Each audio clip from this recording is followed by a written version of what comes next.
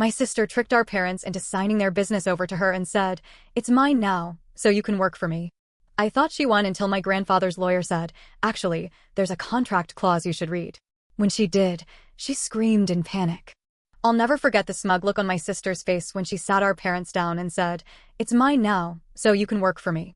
That was the moment everything changed. Our parents ran a successful business, a small but well-known family-owned chain of bakeries in Chicago. It wasn't a massive corporation, but it was our family's pride and legacy. My grandfather started it from nothing, pouring everything into it, and when he passed, my parents took over. It was understood that one day, it would pass down to the next generation. For years, my sister, Sophia, had been angling to take control. She always had a way of manipulating people, charming on the surface but ruthless underneath. She played the perfect daughter, always agreeing with our parents, always acting like she had their best interests at heart. But I knew better. I had seen how she operated. I had seen her talk her way out of situations that should have gotten her in serious trouble, and I knew she was always thinking 10 steps ahead. Me? I was the opposite. I worked hard, showed up every day, and did my part, but I wasn't about to grovel for their approval like she did. I figured my work would speak for itself. I wasn't expecting to be handed anything. I just thought when the time came, my parents would make a fair decision. I should have known better. The betrayal, it happened fast. One day, everything was business as usual. The next, my parents sat me down, looking uncomfortable. My dad cleared his throat and said, "We've decided to transfer ownership of the business to Sophia." I felt like the air had been sucked out of the room. "What?" I asked, thinking I must have misheard them. My mom gave me a sympathetic look. "It's already done," she said quietly. My sister sat across from me with that smug little smirk she always had when she knew she had one. "Yeah," she said. "It's all legal. It's mine now." I turned back to my parents. "Why?" Sophia answered before they could. "Because I asked." It turned out she had spent months working on them, convincing them it was the smart thing to do. That I wasn't really interested in running the business, that I wasn't responsible enough to handle it, that she was the only logical choice. She had them sign the papers before I even knew what was happening. And now, she was sitting there, acting like she was graciously offering them a chance to keep working for her. My parents realized their mistake too late. Reality hit them hard after that. They thought she would keep them involved, that it would still be the family business, just with Sophia leading it. They were wrong. She started making changes immediately. She cut costs, slashed employee hours, and ignored quality control. She fired longtime employees who had been with us for years. She made my parents feel like they had to ask permission to make decisions they had been making for decades. The worst part? She made them sign employment contracts. Employment contracts. For their own business. They went from being owners to employees overnight. They were miserable, and I could see it. But whenever I tried to bring it up, they shut down. They didn't want to admit they had been played. So, I bided my time. Then the lawyer called one afternoon. I got a call from my grandfather's lawyer. He asked me to meet him. He sounded urgent. When I got there, he wasted no time. "Your sister made a mistake," he said. That got my attention. Apparently, my grandfather had put a clause in the original business contract years ago when he first passed it down to my parents. It was buried in the fine print, something no one had really paid attention to, until now. The clause said that if ownership of the business was ever transferred outside of direct inheritance, then the original contract terms would trigger a mandatory reassessment. In simple terms, if my parents gave the business away instead of passing it down properly, the contract had to be reviewed by the estate lawyer and could be legally contested. And guess what? Sophia had rushed the process. She was so eager to snatch up the business that she hadn't let the lawyer do his due diligence. She hadn't realized that by forcing them to sign it over, she had activated the reassessment clause. The lawyer looked at me and smiled. "That means you have a case." The confrontation, I didn't waste any time. I gathered my parents and brought them to the lawyer's office. Sophia had no idea what was coming. When we walked in, she was lounging in the chair, scrolling on her phone. She barely looked up. "What's this about?" she asked, bored. The lawyer didn't play games. He placed the documents in front of her and said, "You should read this." She glanced at it, rolling her eyes until she saw the clause. I watched her face drain of color as she read it. Then she got to the part where it said that because she had taken ownership in a way that violated the original agreement, the contract could be overturned in court. That's when she screamed. "Sophia loses control." Sophia shot up from her chair so fast that it nearly tipped over. "What the hell is this?" she shrieked, gripping the papers so tightly her knuckles went white. The lawyer stayed calm. "It's a contract clause your grandfather put in place to protect the business from being taken unfairly." She turned to our parents, eyes wide and furious. "You didn't tell me about this." My mom looked away, ashamed. My dad sighed. We didn't know, he admitted. Sophia let out a bitter laugh, shaking her head. No, this is a mistake. This doesn't mean anything. The lawyer adjusted his glasses. Actually, it means a lot. He tapped the document. This clause allows for a full legal review of the transfer, and given the circumstances, there's a very high chance a judge would overturn it. I could see it happening in real time. Sophia was unraveling. She had thought she had won. She thought she had everything locked down. But now? Now the ground was crumbling under her feet. She started flipping through the papers, scanning them frantically. Her hands were shaking. Then, her eyes landed on something, and I saw a flicker of hope in her expression. No, she muttered. No, wait, she pointed at a section near the bottom. It says here that if the current owner disputes the clause, it'd have to go to court. She snapped her head up, her smugness creeping back in. And I'm the owner. I own the business. So you can't just take it back. The lawyer nodded. That's correct. You can dispute it. Then he smiled, and something about that smile made her falter. But there's something else you should know. He reached into his briefcase and pulled out another document. Your grandfather added a stipulation, he said, sliding it toward her. If a dispute goes to court, all business operations must be frozen until a ruling is made. Sophia blinked. What? That means, he continued, that if you choose to fight this, the bakery chain will have to shut down. Indefinitely. No revenue, no sales, nothing. And given how long these cases can drag out, he shrugged. It could be years before you see a single cent. Silence. I watched as the full weight of what he was saying crashed down on her. If she fought this in court, she wouldn't just be risking the business, she'd be bleeding money for who knows how long. Her hands curled into fists. You can't do this, she whispered. The lawyer's voice was firm. Your grandfather did this. To protect the family business from exactly this kind of situation. Her face twisted in frustration. So what am I supposed to do? Just give it back? That would be the smartest option, the lawyer said simply. She refused to give up, but Sophia was never one to take a loss gracefully. Over the next few days, she scrambled to find a way out. She called different lawyers, trying to find someone who could counter the contract. She tried to renegotiate with our parents, offering them a cut of the profits if they agreed to let her keep the business. She even had the audacity to call me and say, if you just back off, I'll give you a management position. I laughed in her face. Then, she got desperate. I found out she had been secretly moving money out of the business accounts into her personal ones. She must have figured that if she was going to lose, she'd at least drain as much cash as possible before it happened. But she underestimated one thing. The employees turned on her. What Sophia didn't realize was that the employees hated her. She had come in like a tyrant, slashing hours, cutting corners, treating people like garbage. And people talk. Word got around that she was messing with the business finances. Employees started quitting in waves. Vendors started pulling out of their contracts. The bakeries started losing money fast. And then someone tipped off the IRS.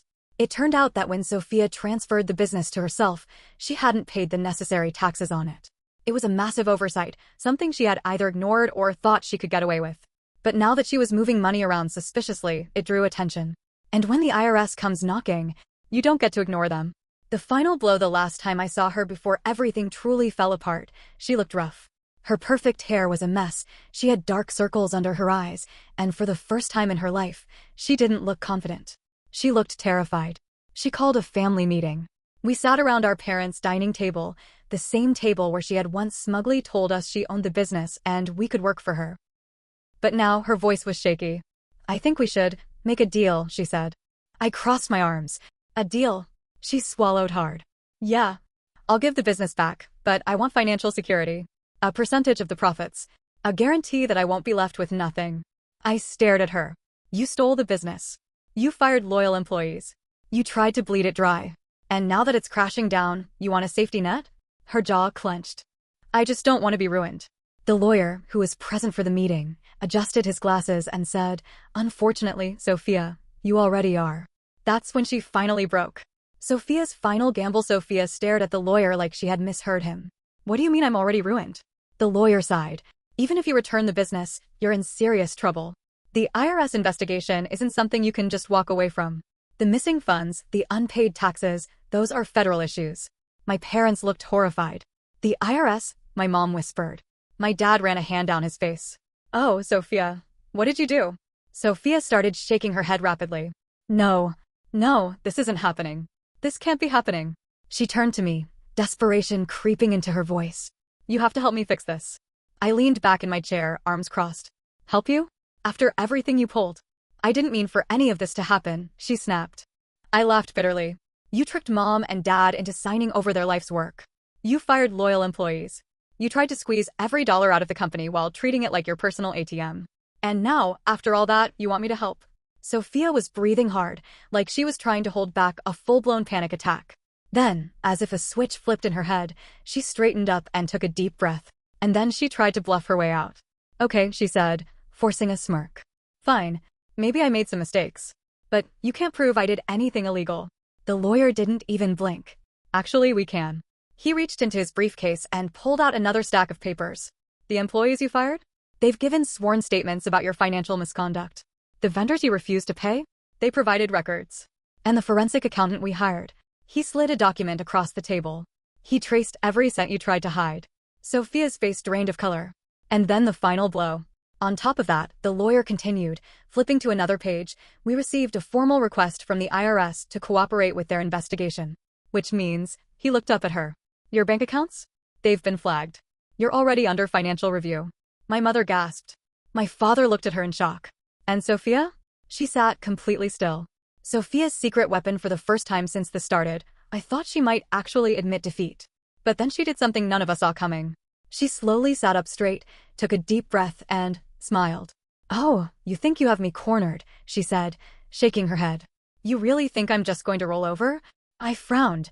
What are you talking about? She laced her fingers together, looking almost relaxed. Then she said, I have something you don't know about. And if you try to push me out, I'll use it. A chill ran down my spine. What did you do? My dad asked warily. She leaned in, her voice dripping with smugness. Let's just say, I have some leverage that could make all of this very difficult for you. The lawyer, for the first time, looked slightly concerned. Miss Carter, if you're referring to anything illegal, I'd strongly advise against making threats. But she wasn't bluffing. And when she revealed what she had done, everything got so much worse. The blackmail bombshell. Sophia reached into her bag and pulled out a flash drive. She held it up, twirling it between her fingers. This, she said slowly, contains information that could ruin more than just me. Nobody spoke. Finally, I broke the silence. What the hell is on that? She smirked. Records. Conversations. Proof of, let's call them creative accounting choices that Dad and Grandpa made back in the day. My dad stiffened. My mom's hand flew to her mouth. Oh, Sophia, no, oh, yes, she cut in. See, while I was going through the company records, I found some interesting financial decisions. Unreported income. Cash transactions that never made it to the books. And wouldn't you know it? Some of them go way back. She turned to my father. Isn't that right, Dad? He looked sick. Sophia, he said, his voice barely above a whisper. What did you do? She leaned back in her chair, utterly pleased with herself. I made sure that if I go down, I won't be alone. A dangerous choice. Now we had a real problem. If she was telling the truth, and knowing Sophia, she probably was, then this wasn't just about getting the business back anymore. If those records got out, it wouldn't just be her facing legal trouble. It would be our entire family. The room was dead silent. My parents looked like they had aged 10 years in the last 5 minutes. I clenched my jaw. So what's your play? She shrugged. Simple. I get to keep the business. You all back off. No lawsuits. No court battles. No IRS interference. She dangled the flash drive. And this? It stays a family secret. I felt sick. She had trapped us. The lawyer looked troubled but not defeated. He studied Sophia for a long moment, then turned to my dad. Mr. Carter, he said carefully, I need to know the truth. Is there anything in that file that could put you in real legal danger? My father hesitated. Then, finally, he sighed. There might be. Sophia grinned. She thought she had one. Again. But she had underestimated something important. Because while my father had secrets, so did I. And if she thought she was the only one capable of playing dirty, she was about to find out just how wrong she was.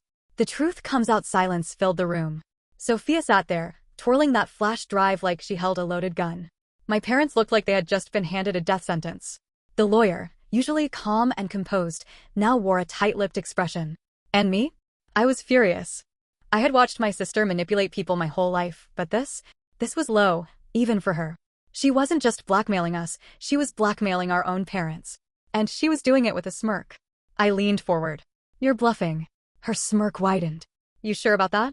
My dad closed his eyes, rubbing his temples like he was trying to will himself out of this nightmare. My mom looked on the verge of tears. Sophia, please, she whispered. This isn't the way. She scoffed. Oh! And what's the way, Mom? Letting you all strip me of everything while you pretend to be the victims? No. I did what I had to do. I clenched my fists under the table. You mean you did what you always do, screw people over and expect to get away with it? She laughed. Actually laughed. Oh, don't act so righteous, Mark. You think you're so much better than me? Please. She sat back in her chair, crossing her arms. You don't get it. I had to fight for this. You? You just expected it. You assumed one day you'd just inherit the business without ever earning it. I stared at her in disbelief. Earning it? You tricked our parents into signing it over. She rolled her eyes. Yeah, because I was smart enough to do what you weren't. I made sure I wasn't left behind. That hit a nerve. Left behind. I repeated. Sophia, Mom and Dad spent their whole lives taking care of us. Grandpa built this business from the ground up. And you just wanted to take it for yourself. Her eyes flashed. And you didn't? No, I said, my voice firm. I wanted it to stay in the family. Not under you, someone who doesn't give a damn about the employees, the legacy, or anything other than herself. She opened her mouth to argue, but I wasn't finished. And let's talk about this blackmail of yours, I continued. You think that flash drive is your safety net? You think you can just wave it around and keep the business? She hesitated. And that's when I dropped my own bombshell. Her fatal mistake, I pulled out my own flash drive and tossed it on the table. It slid across the polished wood and stopped right in front of her. Her eyes narrowed. What is this? Proof, I said simply. She snorted. Of what? That you're desperate. I leaned in. Of your financial fraud. She went still. The lawyer took the flash drive, plugged it into his laptop, and his expression darkened immediately. He turned the screen toward my parents, showing page after page of Sophia's embezzlement. Company funds siphoned into her personal accounts. Fake invoices to non-existent vendors. Money that was supposed to go to employee benefits, funneled into luxury purchases. Recognize these transactions, Sophia? I asked. Her mouth opened and closed, but no words came out. Then I delivered the final blow. You tried to cover your tracks, I said. But you made one mistake. You didn't realize that I still had access to the original financial records before you took over. I gestured at the screen. Every account you tried to hide? Every cent you tried to move? I found it. Panic flashed across her face. The lawyer cleared his throat. Ms. Carter, what we have here is substantial evidence of corporate fraud. If this were presented to the authorities, you wouldn't just lose the business. He folded his hands. You could be facing serious criminal charges. Sophia's breathing grew uneven. You're bluffing, she stammered. This isn't real. I shrugged. Want to find out? She turned to my parents, her eyes wild. You're not gonna let him do this to me, right? My dad, who had been silent this whole time, finally spoke. His voice was quiet but firm. I don't even know who you are anymore. That hit her harder than anything I had said. Mom wiped away silent tears. Sophia, why? Sophia gritted her teeth. Because I was sick of being second place. She slammed her hands on the table, shaking with anger. Do you have any idea what it was like growing up knowing that Mark was always going to get everything? That no matter what I did, I was always going to be the extra child? I made my own way. And yeah, maybe I did things that weren't perfect, but at least I didn't sit around waiting for someone to hand me something. I stared at her, stunned. Sophia, my mom whispered. But she wasn't done. And you, she pointed at me. You act like you're so much better than me. Like you deserve this business more than I do. But you didn't fight for it, did you? You just thought it would fall into your lap. I shook my head. That's not true. She scoffed. Isn't it? I sighed. You're right about one thing, I never fought for the business. Because I didn't think I had to. I thought we were a family. I thought our parents would make the right decision, that we'd run it together someday. But you. I gestured around. You turned this into a war. She swallowed hard. The lawyer cleared his throat. Ms. Carter, at this point, you have two choices. She looked at him. One, we take all this to court. You'll lose the business, the IRS will continue their investigation, and there's a strong chance you'll be criminally charged. Sophia paled. Or, he continued, you can sign over the business, willingly, and this stays within the family. No lawsuits. No criminal charges. No public disgrace. Sophia's lip trembled. She looked at the flash drive in front of her. Then at me. Then at our parents. Finally, after what felt like forever, she reached for the pen. Her hands shook as she signed the papers. And just like that, it was over. She left without another word. No apology. No goodbye. Just grabbed her bag and stormed out. The silence after she was gone felt heavy. Mom broke down in quiet sobs. My dad sat with his head in his hands. I just sat there, staring at the documents that had almost cost us everything. The business was back where it belonged. But at what cost? Days passed. Sophia didn't reach out. Neither did we. Then, about a week later, I got a text from Sophia. All it said was, "I hope you're happy." I stared at it for a long time before deleting it. Because honestly, I wasn't sure if I was. I had one. The business was saved. My parents wouldn't lose everything. But I lost my sister in the process. And as much as I hated her for what she did, a part of me wondered if, deep down, she had always felt like she was losing us. Maybe she was just trying to take something before it could be taken from her. Maybe that's why, in the end, she had nothing left.